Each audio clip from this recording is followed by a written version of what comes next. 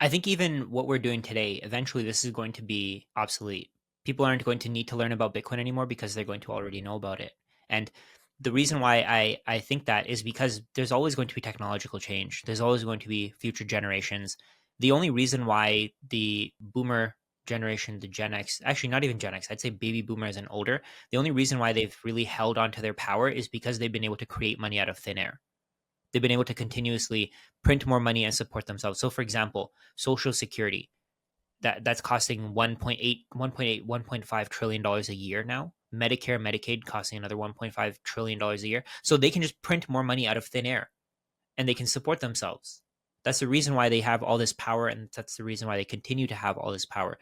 What I think is going to happen is I had my CFA and my job was as a fixed income analyst. The way that I see it, at some point businesses are not going to need to buy fixed income.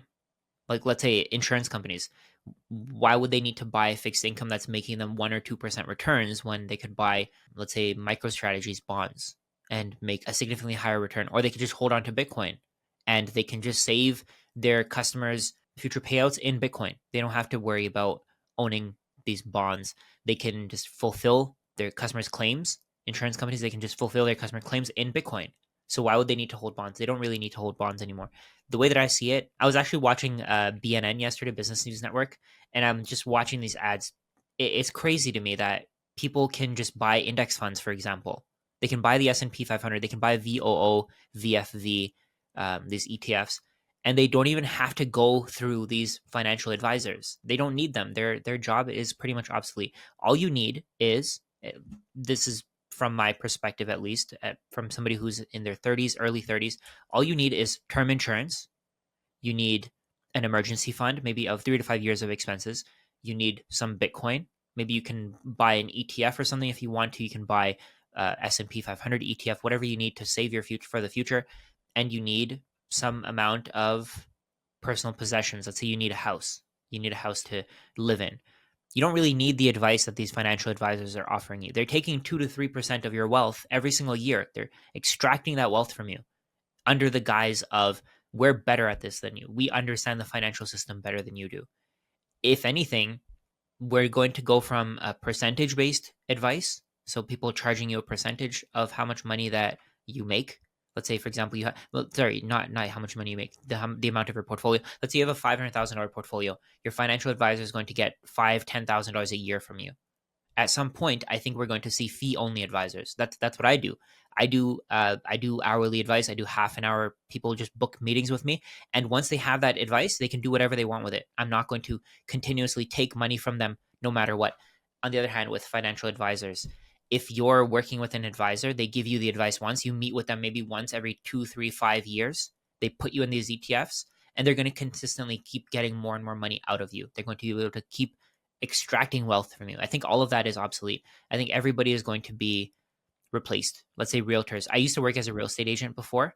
I did really well in my first year, but I just thought, I don't like doing this. I don't know enough about this person's needs, this person's future, what they want to do, in order to tell them, hey, you should be buying real estate as an investment. It actually, it made me feel kind of weird to convince people to buy real estate as an investment, because once Bitcoin clicked, it just made everything else just seem like a gamble. Everything else just seemed like it was kind of a Ponzi scheme, a pyramid scheme, whatever you want to call it. But I think that all these jobs are going to go obsolete because we're no longer going to need people to manage our money for us. You can just hold Bitcoin. You can hold Bitcoin in a wallet and you don't have to deal with anybody else. Everybody's job is eventually going to go obsolete because we're going to have technology replacing them. Let's say construction workers. At some point, we're going to have 3D printers, machine operated 3D printers that can build houses. We're going to have, I was talking to somebody else about this not too long ago.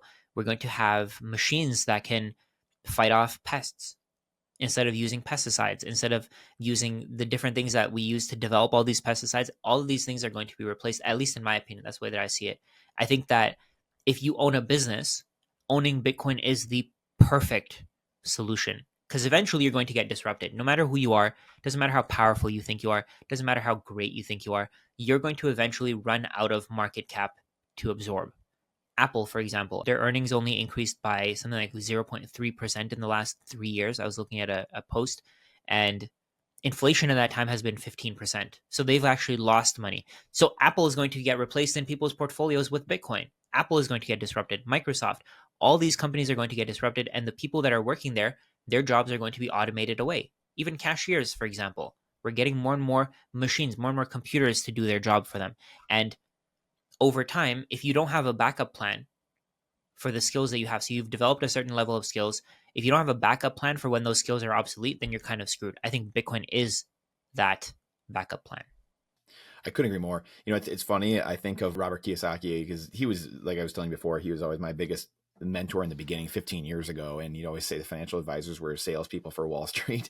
Yeah. And I was in, like I was telling you, I was in real estate too. And same thing, like you just had this, I lost many sales over the years because I was like, well, I mean, I wouldn't do it. I mean, like if you need to move from here to here, like, yeah, like I'll help you. And like, we helped a lot of people and that's fine. But they'd come to you and they're like, well, no, I mean, I wouldn't do that if I were you, like, or if I was me, I wouldn't be doing it, but hey, you do you, and eventually it just like after a while, you're like, why am I doing this? And once Bitcoin clicks, you're just like, okay, like I need to move on. It makes me think of the other side of that is Dave Ramsey too, which I know that school pretty well. I'm guessing you might as well, but like what he suggests is right to a degree of like save, make sure you're saving more than you spend, but they're saving in the wrong thing, right? Like again, going back to what you're just saying, like you're saving in dollars and are losing value. It's really wild. So, sorry, for Dave Ramsey, he actually suggests people to buy mutual funds, and the funds that he offers, that's right. Yeah. The funds that he actually recommends have high fees, which to me it makes me angry. It doesn't make any sense to me. Why would you intentionally tell somebody to buy a fund with a 1.5% management fee when you can get them to buy an index fund like VOO, which is going to give you a 0.04% management fee? And that makes it very clear. He's definitely getting some kind of commission. He's getting some kind of cut out of it where it benefits him to continue to tell his audience that they should buy this inferior product over the superior one. I remember I don't know if you were privy to this program where I don't know where they did it, but I remember here in Michigan, they had a Dave Ramsey, his ELP people. And I remember looking into that, or maybe someone, got a hold of us. I don't remember how it came about. It was 10 years ago or whatever. I think we were in the program for like a year or something like that. And then like after a year or two, it was really early, like I hadn't been in there very long, and they started making you pay for, you had to pay a certain amount. So like if there was a closing and you helped someone, you had to pay a fee to them, a finder's fee. I was like, okay, whatever. They're monetizing his influence or whatever. But then you had to pay a fee at some point where I was like, nah, we're gone. Like I'm dropping from this garbage. Like, so you had to pay a fee just to be in the program. And then you had to pay a finder's fee, like once the thing closed. I mean, it's just like, it seems like a pyramid scheme. Exactly. It's just like, okay, Dave, like, what are we doing, man? Like, it was just, there's a lot of like conflicting things. Like, he seems like a good guy. Seems like they have a lot of good stuff going on. But it is like, it's weird. Like we're going to mutual funds. We're doing this. I don't know. And it's just like lowest common denominator thinking with him, unfortunately. So that's why I always respected Kiyosaki, because he was always, hey, I'm going to tell you whatever it is. I might not always be right. I know everyone loves his crash thing, which, he's still operating a little bit of this old paradigm of like, we live in reality or like accountability, and there's not going to be just QE infinity going forward. So that's his one downfall. But his thing was always debt. Right. And you just had a tweet about this earlier today, actually, just about debt and how the winners are the people who, so I'd love you to unpack this a little bit, just like people that take debt out, which, there's the good debt and bad debt, as Kiyosaki would say, Dave Ramsey would say, there's just really everything is bad debt. But the people that are winning and are going to win going forward are people that have debt. And I would argue good or bad debt. Like I think people with bad debt, at least in terms of like yourself personally, like I've got a car loan or I've got my own house I'm living in, like those are bad debt in Kiyosaki's eyes. But those people are going to win anyway, because I don't think you're going to have foreclosures. You're not going to have like mass exodus of this asset class, because there's going to be so much social pressure to get rid of student loans. Oh, you can't get rid of 10 million people from their houses. Like, can you imagine people on social media just being like, hey, the Chase Bank's kicking out the Johnson family? Like, there's no way. So it's just going to be QE infinity. It's just massive QE. Anyone who's holding debt will eventually win. There'll be a debt jubilee, get liquidated. Their debt will get liquidated at some point. So I'd love for you to kind of unpack some of that and just your thoughts there of just how this kind of goes. Like I said, you alluded to earlier today, and just the winners of the world going forward and using debt. If you want the answer to that question right there, and you like that spicy clip, check it out here. Come on, we'll see you in there. But if you want the full interview in its entirety, all the spicy clips put together, and you're not going to want to miss it, believe me, then check that out here. Come on, we'll see you in there. Do it.